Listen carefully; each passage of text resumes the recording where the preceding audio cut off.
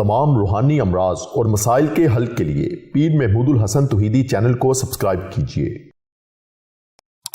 بسم اللہ الرحمن الرحیم، الحمدللہ وحدہ والصلاة والسلام علی من لا نبی بعدہ ولا رسول بعدہ ولا معصوم بعدہ، اما بعد، اعوذ باللہ من الشیطان الرجیم، بسم اللہ الرحمن الرحیم۔ محترم بھائیوں اور بہنوں، السلام علیکم ورحمۃ اللہ وبرکاتہ۔ آج ہم آپ کے سامنے اللہ رب العزت کی ایک ایسی عظیم الشان آیت مبارکہ کے بارے میں کچھ کلام کرتے ہیں۔ یہ اللہ رب العزت کی ایسی عظیم الشان آیت مبارکہ ہے کہ جس کو اللہ رب العزت نے حضرت آدم علیہ السلام کے اوپر سب سے پہلے نازل فرمایا، اور جب اس آیت مبارکہ کو اللہ رب العزت نے نازل فرمایا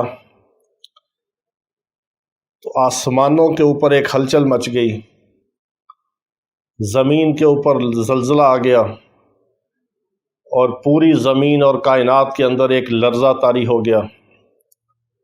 تمام کے تمام جتنے ملائکہ اور فرشتے تھے وہ اللہ رب العزت کی تسبیح اور پاکی بیان کرنا شروع ہو گئے۔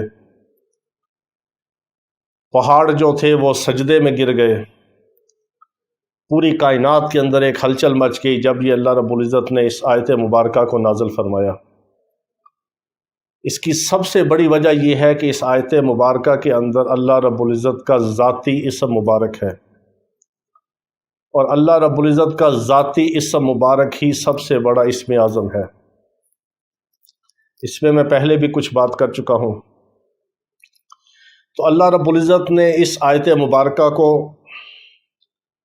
حضرت آدم علیہ السلام کے اوپر نازل فرمایا، اور یہی وہ آیت مبارکہ ہے کہ جو جبرائیل علیہ السلام کے پر کے اوپر لکھی ہوئی ہے۔ یہی وہ آیت مبارکہ ہے کہ جو اسرافیل علیہ السلام کے پیشانی اور ماتھے کے اوپر لکھی ہوئی ہے۔ یہی وہ آیت مبارکہ ہے کہ جو حضرت اسرائیل علیہ السلام کی ہتھیلی کے اوپر لکھی ہوئی ہے۔ یہی وہ آیت مبارکہ ہے کہ جو حضرت سلیمان علیہ السلام کی انگوٹھی کے اوپر لکھی ہوئی تھی۔ یہی وہ آیت مبارکہ ہے کہ جو حضرت موسیٰ علیہ السلام کے عصا لاٹھی کے اوپر لکھی ہوئی تھی۔ یہی وہ آیت مبارکہ ہے کہ جو حضرت عیسیٰ علیہ السلام کی زبان کے اوپر تھی۔ یہی وہ آیت مبارکہ ہے کہ جو اللہ رب العزت نے میرے اور آپ کے پیارے آقا حضور خاتم النبیین حضرت محمد مصطفیٰ صلی اللہ تعالیٰ علیہ وسلم کے اوپر جو اپنا کلام نازل فرمایا، ہر سورت کے شروع میں اس کو لگا دیا گیا، اس کو اپنے قرآن کا حصہ بنا دیا گیا۔ اور اللہ رب العزت نے چاروں آسمانی کتابوں کے اندر جو نازل فرمایا، اس سارے کا مجموعہ جو ہے وہ اللہ رب العزت نے قرآن مقدس کے اندر نازل فرما دیا، اور پورے قرآن مقدس کے اندر جو اللہ رب العزت نے نازل فرمایا اس کا خلاصہ اللہ رب العزت نے سورۃ فاتحہ کے اندر رکھ دیا، اور سورۃ فاتحہ کے اندر جو اللہ رب العزت نے نازل فرمایا اس پورے کا مجموعہ اور خلاصہ اس ایک آیت مبارکہ کے اندر رکھ دیا گیا۔ یہ وہ عظیم الشان آیت مبارکہ ہے، اور یہ اللہ رب العزت کے تین بڑے اسماء اعظم جو اس کے اندر ہیں، یہ اس کا مجموعہ ہے۔ اور پوری بسم اللہ الرحمن الرحیم کے اندر جو ہے وہ اس کی با کے اندر رکھ دیا گیا۔ یہ وہ آیت مبارکہ ہے، اس کے 19 حروف ہیں، بسم اللہ الرحمن الرحیم کے 19 حروف ہیں، اور اس کے ہر حرف کے تابع 1000 موکلات ہیں، 1000 اللہ رب العزت کے فرشتے ہیں، اور ایک قول کے مطابق اس کے ہر حرف کے تابع 1,00,000 فرشتے اور 1,00,000 موکلین ہیں، اور ایک قول کے مطابق اس کے ہر حرف کے تابع 1 فرشتہ اور 1 موکل ہے۔ اس کے 19 موکلات ہوں یا 19,000 ہوں یا 19,00,000 ہوں، یہ اللہ رب العزت کا وہ عظیم الشان کلام اور وہ اسم اعظم کا مجموعہ اور وہ عظیم الشان اللہ رب العزت کی آیت مبارکہ ہے کہ جس کے اندر اللہ رب العزت نے ایسے اسرار و رموز رکھے ہیں۔ میں نے ایک بار پڑھا کہ حضرت شیخ عبد القادر جیلانی رحمہ اللہ جو اولیاء کرام کے اور سلسلہ قادریہ کے سرتاج माने और समझे जाते हैं। अरब व अजम के तमाम उलमा, असलाफ, मशाइख सब उनका एहतराम करते हैं, सब उनको मानते हैं। उनकी ज़ात मुबारक ऐसी है कि अल्लाह रब्बुल इज़्ज़त ने अपने कलाम के इसरार व रमूज़ के उनके ऊपर खोले।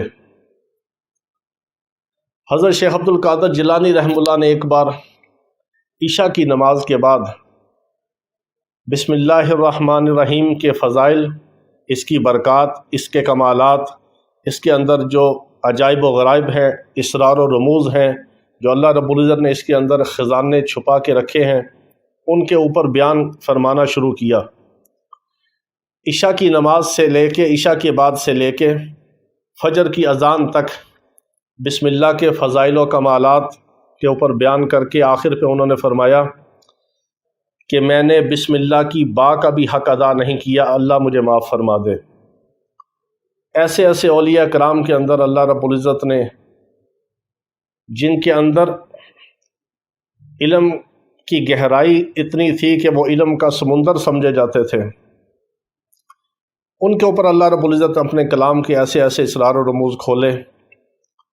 फिर यही सिलसिला चलता आ रहा है। बहुत सारे असलाफ से होते हुए, मशाइख से होते हुए, आमलीन से होते हुए, उलमाए कराम के अंदर, अहले इल्म के अंदर और आमलीन हज़रात के अंदर इसकी बहुत सारी रियाज़त की जाती है। इसको बहुत कसीर तादाद में पढ़ा जाता है।